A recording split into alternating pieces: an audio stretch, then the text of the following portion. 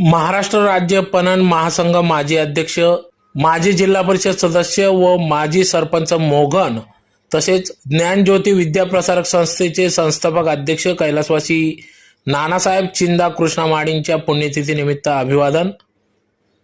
धुळे तालुक्यातील मोहन येथील महाराष्ट्र राज्य पणन महासंघ माजी अध्यक्ष, जिल्हा परिषद माजी सदस्य, माजी सरपंच मोहन, ज्ञानज्योती विद्याप्रसारक संस्थेचे संस्थापक अध्यक्ष कैलासवासी नानासाहेब चिंदा कृष्णा माडी यांच्या पुण्यतिथीनिमित्त आज मोहन येथील महाविद्यालयाच्या आवारात या ठिकाणी अभिवादन कार्यक्रम घेण्यात आला.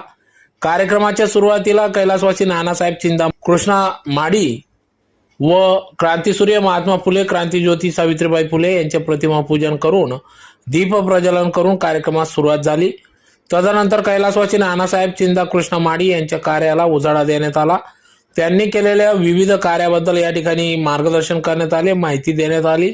त्याचबरोबर अनेक गोरगरिबांच्या मुलांसाठी त्यांनी या ठिकाणी या ज्ञानज्योती विद्याप्रसारक संस्था माध्यमातून शिक्षणाचा वसा घेत या ठिकाणी गरीब गरजू शेतकऱ्यांच्या मुलांना या ठिकाणी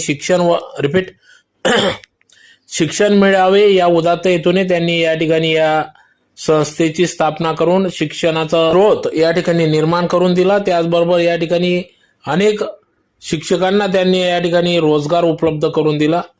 त्यांचा उदरनिर्वाह शिक्षक पेशातून त्यांना मिळत आहे. तर अशा या महान कैलासवासी नानासाहेब चिंदा कृष्णा माडी यांच्या पुण्यतिथीनिमित्त आज अभिवादन कार्यक्रम घेण्यात आला.